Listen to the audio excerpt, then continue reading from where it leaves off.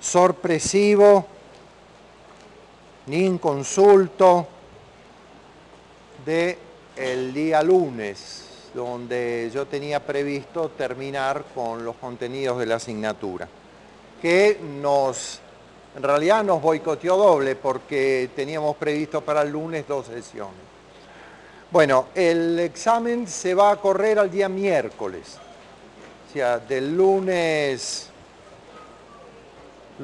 4, del lunes 11, ¿verdad? Estaba previsto para el lunes 11, se corre al miércoles 13, ¿sí?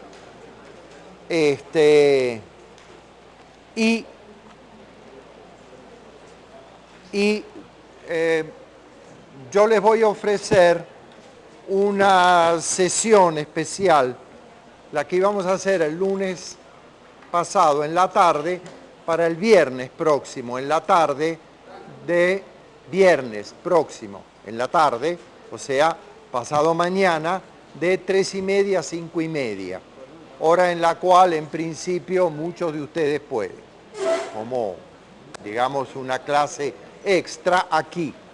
Yo la tengo que pedir hoy, el salón de clase, para que el viernes, les aviso desde ya, de 3:30 a 5:30, tenemos una clase extra. Bien, entonces, vimos el primer principio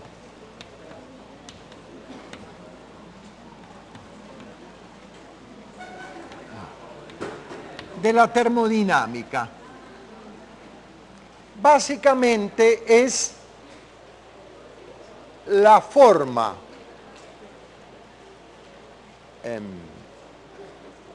matemáticamente explícita de decir que la energía se conserva.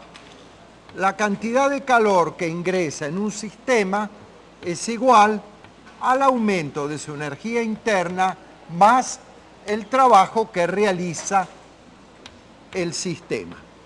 La energía interna para el caso de los gases ideales siempre es el número de moles por la capacidad calorífica molar a volumen constante por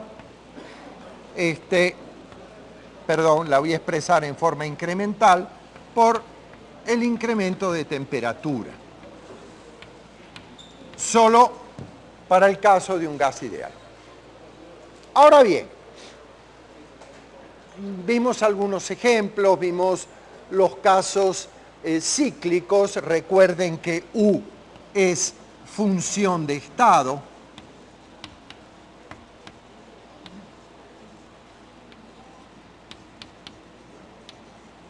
Quiere decir que solo depende del estado termodinámico del lugar y no del camino que se recorrió para llegar allí, mientras que ni Q ni W son funciones de estado. Tanto el calor... por favor, podemos hacer de manera que yo dé clase, porque ya empezó la clase. Tanto el calor como el trabajo realizado sí son funciones de camino. Depende cómo llego allí para calcular el calor que ingresó o salió del sistema, para calcular el trabajo que se realizó al exterior o se realizó sobre el sistema. U, sin embargo, tiene la característica de función de estado. Eso es decir, función de estado termodinámico. Solo depende de las variables termodinámicas consideradas. Muy bien, a este primer principio de la termodinámica se le agrega, para una adecuada descripción de los procesos físicos, el segundo principio de la termodinámica.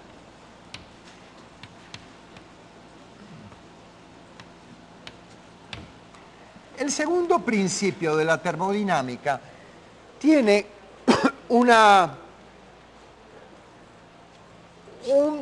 multienunciado, si se puede decir.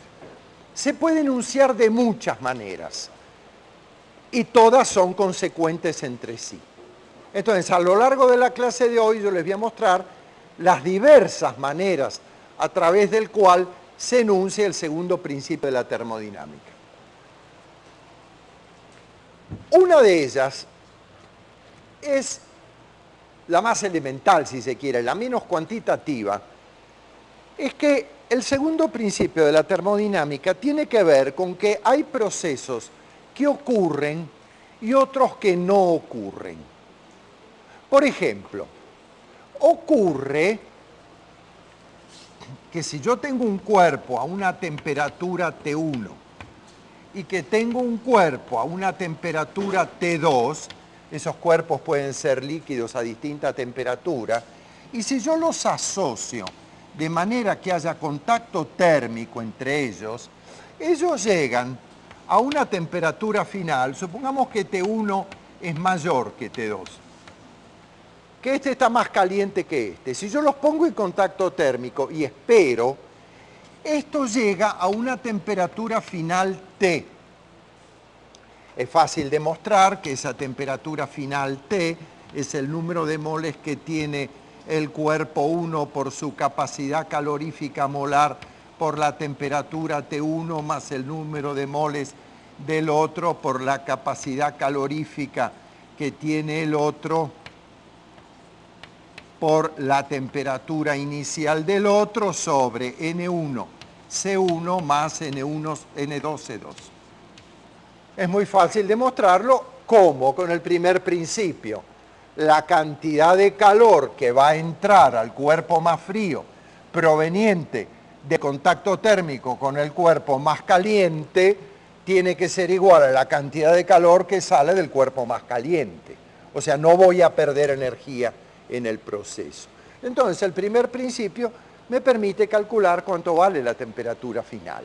Entonces, yo tengo un cuerpo caliente, un cuerpo en un estado energético menor, más frío, los junto y alcanzan una temperatura de equilibrio. Eso ocurre. Lo que no ocurre es que estos cuerpos, si yo los separo, este retome su temperatura inicial y este retome su temperatura inicial. Eso no ocurre. Y yo puedo esperar sentado que ocurra y no va a ocurrir. Porque no ocurre naturalmente. Hay cosas que en la naturaleza no ocurren. Yo puedo transformar todo el trabajo mecánico en calor, por ejemplo frotando, y mientras siga frotando y haya fricción, voy a generar más calor, más calor, más calor, y más trabajo entrego, más calor voy a generar, pero la recíproca, que es transformar energía térmica, calor, en trabajo, nunca se puede hacer totalmente.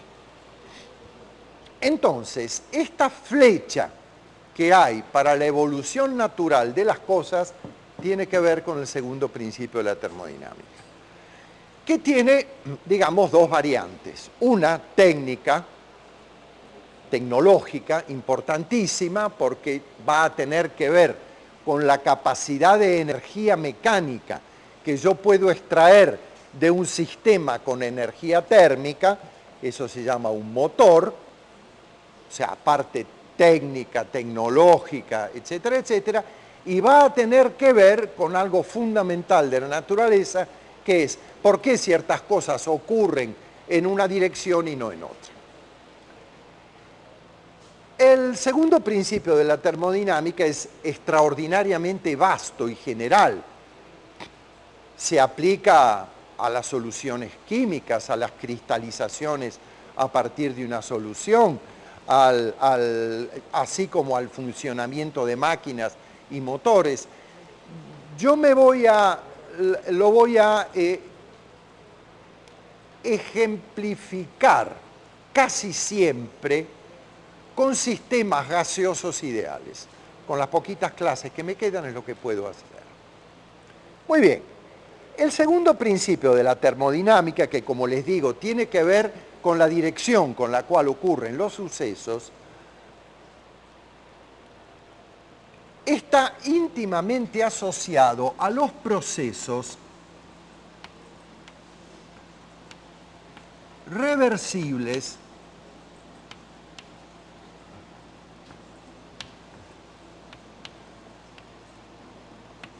e irreversibles.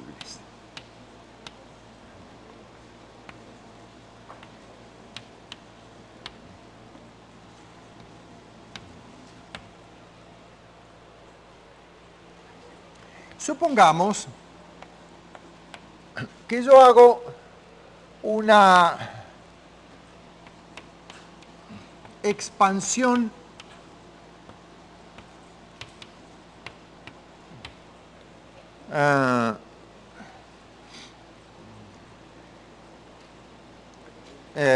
supongamos que yo comienzo con una rápida compresión isotérmica o con una expansión isotérmica.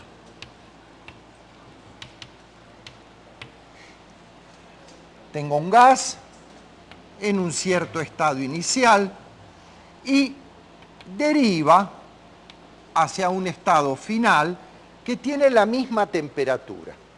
Una expansión isotérmica natural, la temperatura no cambia, el gas se expande a una temperatura constante rápidamente.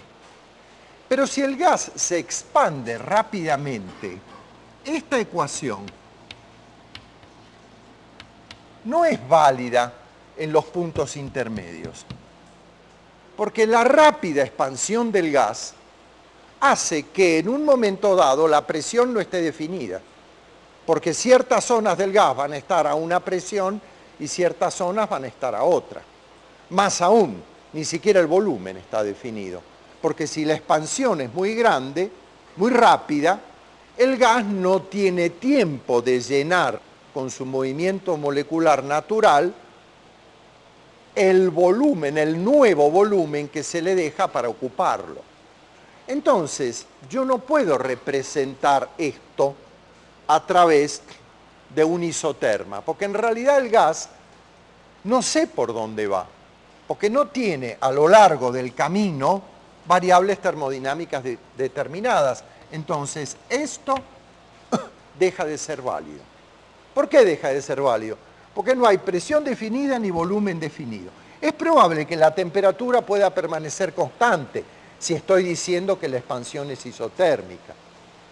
Pero entonces, ese caso, cuando los procesos son rápidos y las variables termodinámicas dejan de estar definidas, son claramente irreversibles. ¿Qué quiere decir que es irreversible? Y que yo no puedo volver por el mismo camino. ¿Por qué no? Y porque el camino de ida no está definido. Entonces, al no estar definido el camino de ida, no hay un camino para ir de un estado inicial a un estado final. Caso irreversible. Mientras que, si yo tomo la muestra de gas, encerrado como hacemos siempre, con un pistón, de modo que yo pueda recoger el trabajo que hace el gas, y lo pongo en contacto con una fuente térmica que está a la temperatura T, él tiene en el estado inicial un estado de equilibrio. Temperatura 1, presión 1, volumen 1. Parte de este estado de equilibrio. P sub 1, P sub 1, isoterma T1. Si yo ahora le aumento ligeramente, pero diferencialmente la temperatura,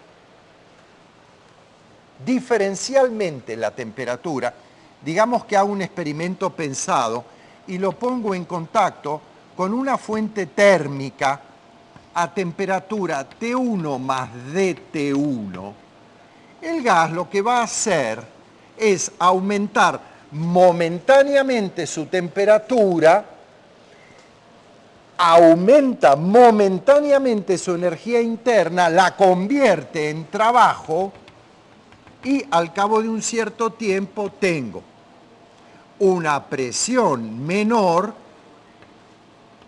un volumen mayor y al aumento diferencial de temperatura le sigue una conversión en trabajo, de modo que al cabo de un cierto tiempo, si yo soy paciente, el sistema vuelve a la temperatura inicial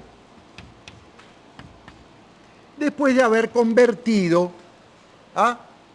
el calor que entró en trabajo mecánico. Entonces entró una pequeña cantidad de calor y realizó una pequeña cantidad de trabajo. Ese es el mecanismo pensado, recuerden, los experimentos pensados de Einstein, para que yo pueda hacer una expansión isotérmica en la cual en todo momento el gas tiene presión, volumen y temperatura definida. Entra un poco de calor de la fuente, supongamos que la fuente, en realidad no debía hacer esto, no debí ponerlo. Es real, pero no debí ponerlo. Se supone que esta cosa que está acá abajo es lo que se llama una fuente térmica. Es como si fuera un gran volumen de agua. Yo le puedo sacar calor, pero es tanto el volumen del agua, un lago, que la temperatura no va a disminuir. Entonces, una pequeña cantidad de calor ingresa en el sistema, se convierte en trabajo, entra calor, muy poquito, se convierte en trabajo, esta variable termodinámica no cambia la energía cinética media de las moléculas, y el gas sí cambia su presión y su volumen. Si yo soy cuidadoso como para dejar que el calor entre a temperatura constante de manera paulatina, como para que no me aparezcan lo que se llaman gradientes de temperatura, o sea, que esté más caliente abajo que arriba, o burbujas de cavitación, lugares donde el gas todavía no ha llegado a ocupar, porque fue muy rápido, entonces yo puedo pasar desde esta presión y volumen inicial a una presión y volumen final a temperatura constante, dibujando con la tiza, con seguridad y con tranquilidad esa curva de evolución. Porque el gas realmente va a ocupar paulatinamente todos estos estados. Que una máquina térmica no hace eso y que eso no sirve porque puede ser muy lento, eso es otro problema. Yo necesito un marco conceptual donde ver la posibilidad o imposibilidad de ciertos fenómenos. Si uno es paciente, es posible entregar calor lentamente a un sistema para que el sistema evolucione, va a hacer trabajo, obviamente, el gas se va a expandir, va a haber un trabajo realizado, el calor que entró se va a convertir en trabajo, la temperatura no ha cambiado, es una evolución isotérmica, la velocidad cuadrática media de las moléculas es la misma, la energía cinética media de las moléculas es lo mismo, lo que entró es igual a lo que salió, pero fui a través de estados de equilibrio. Muy bien. Ahora, a mí se me ocurre volver. ¿Qué tengo que hacer para volver? Revertir el proceso. Permitir que el gas se comprima, o sea, comprimirlo muy lentamente, entregarle trabajo, ese trabajo va a entrar energéticamente al sistema en la medida que esté permanentemente en contacto con una fuente térmica que le puede entrar todo el calor del mundo, que ella no va a aumentar su temperatura, algo que tenga muchísima masa, entonces el sistema paulatinamente va a ir pasando por los estados anteriores y va a volver al estado inicial. Eso se llama un proceso reversible. Y son de una importancia fundamental. Los procesos reversibles son procesos que se hacen lentamente con control permanente del estado de equilibrio y de los valores definidos de las variables termodinámicas como para poder dibujar su trayectoria, sí. Entonces permiten ir y volver. Yo lo mencioné para una expansión isotérmica, puedo considerar una expansión isobárica y una compresión isocórica reversible, puedo ir por este camino, puedo ir por este y volver por este mismo, etcétera, etcétera, etcétera. Lo característico de los procesos reversibles, como su nombre lo indica, es ir y volver por el mismo camino.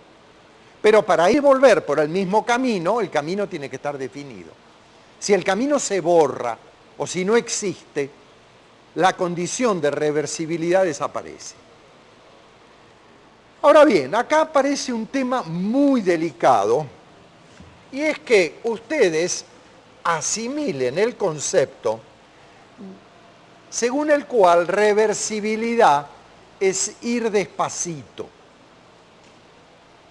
Es verdad que en los procesos reversibles se va despacito, entre comillas, que quiere decir estados termodinámicos definidos desde una situación a la siguiente. Pero eso no es, pero eso no es sinónimo de reversibilidad. Hay evoluciones como la expansión libre que es absolutamente irreversible. Vamos a revisarla. Supongan que tenemos acá un gas. Esto es adiabático. Quiere decir que no va a entrar ni salir calor del sistema. Acá tengo un gas con presión inicial P/1, volumen inicial B/1 y temperatura inicial T/1.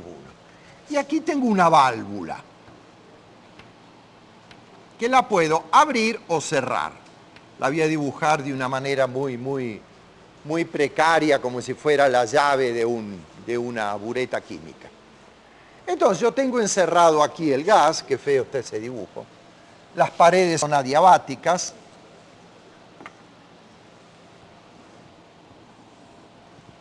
Vamos a enfatizar eso así. El sistema está térmicamente aislado. Acá tengo un gas, N moles de un gas con estas condiciones termodinámicas. Aquí no tengo nada. Metí una bomba de vacío y saqué todas las moléculas. Esto está vacío dentro de lo que se puede. Muy bien, todas las paredes están a temperatura T1. Supongamos que este volumen es igual a S, para simplificar. Que esté vacío quiere decir que acá no hay nada. Vacío quiere decir que no hay nada. Si no hay nada, no va a haber moléculas que choquen contra la pared. Luego no va a haber moléculas que cambien de momento. Luego acá va a haber presión nula. Es una idealización. Uno nunca logra sacar todas las moléculas de un recinto. Pero con una bomba de vacío prácticamente lo vacía. Ahora yo abro esta llave y el gas confinado ahí adentro hace pss, y invade. Bueno, el ruido lo puse yo. No es necesario que el gas invade el otro recinto. No importa cuánto tiempo le lleva. Eso es un fenómeno que se llama la difusión. Pero no importa el tiempo que le lleva. Al cabo de un rato, yo tengo este recinto a la misma presión que este recinto, las presiones se equilibran, el volumen del gas aumentó, pasó de ocupar este B1 a ocupar el doble, y se constata, se mide, si meto acá un termómetro, se mide que la temperatura no cambia. Y entonces eso se llama una expansión libre, que conceptualmente es un fenómeno muy importante. Si yo quiero volver a la situación inicial, puedo esperar sentado toda la vida, porque el gas no se vuelve a meter ahí. Entonces yo digo, bueno, este proceso es irreversible. Bueno, está bien, es irreversible porque en el medio hubo estados de no equilibrio. Es verdad, cuando el gas empieza a invadir este recinto, la presión aquí no está uniformemente definida, porque el gas no ha ocupado todo el volumen y tampoco el volumen está definido, porque el gas está entrando. No puedo pensar en que el volumen esté definido. Entonces uno dice, bueno, efectivamente, esta expansión, que se llama expansión libre, es una expansión libre irreversible. ¿Qué dice el primer principio? El primer principio dice que Q es 0. Dice que W es 0. El sistema ni le entró ni le salió trabajo, ni entró ni salió calor. El primer principio dice que el incremento de energía interna es nulo. Y efectivamente, la velocidad cuadrática media de las partículas es la misma. Dicho en otros términos, la temperatura no cambió. Sin embargo, la situación claramente no es la misma. Fui desde esta situación a esta, P sub 1, V sub 1, a 2V1, porque dije que el volumen se duplicaba, fui de esa situación a esa situación, la temperatura inicial es igual a la temperatura final, pero yo no puedo decir que haya ido a lo largo de un isoterma. ¿Por qué? Porque en el camino no tengo ni presión ni volumen definido. Bien, entonces ustedes me pueden decir, bueno, claro, lo que pasa es que eso es irreversible porque no hubo estados de equilibrio intermedio. ¿Qué hubiera pasado si yo hubiera logrado realizar esta evolución lentamente? ¿Cómo podría haber hecho? Bueno, se puede hacer. Se puede hacer. Supongan que yo, este recinto,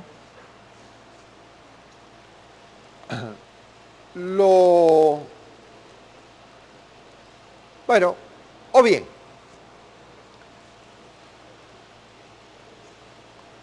vamos a simplificarlo. Supongo que yo tengo control sobre esta llave y que yo la abro un instante muy corto, la abro y la cierro.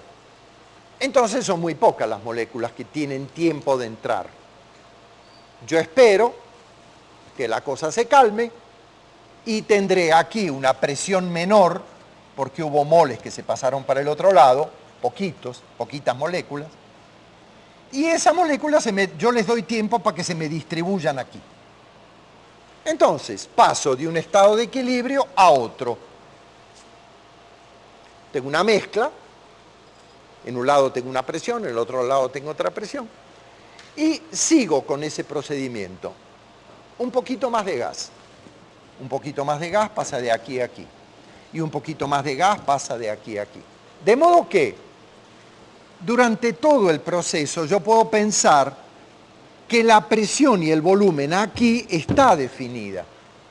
Porque son muy pocos los elementos de materia que están ingresando como para hacer cambiar muy lentamente la presión en este recinto. Al cabo de un cierto tiempo, si soy paciente, voy a tener este gas que ocupa este recinto y el otro recinto. Y lo hice muy lentamente, con condiciones de equilibrio en cada uno de los pasos. Bien, ahora, yo le doy a la llave, o sea, invierto lo que hacía, que era darle a la llave para que entrara gas. Yo ahora le doy a la llave y ¿qué pasa? Nada. Y le vuelvo a dar y no pasa nada. O sea, el gas no se vuelve a meter ahí, haga lo que haga. Quiere decir que en este proceso hay algo intrínsecamente irreversible. El problema no es que los estados intermedios sean o no sean de equilibrio. Esta es una evolución intrínsecamente irreversible. Puedo hacer lo que quiera, puedo agitarlo, puedo rezarle, pero las moléculas no se van a volver a meter acá adentro. Y eso tiene una profunda significación para lo que vamos a ver. Ha habido un aumento de desorden del sistema. El sistema estaba aquí, bueno, con ese enjambre de partículas, el desorden ahora es mayor, porque hay un volumen mayor, donde se pueden distribuir, y yo no logro que este gas que lo tenía en este volumen, ahora lo tengo en un volumen mayor, poder meterlo ahí jugando con la llave. Irreversibilidad intrínseca.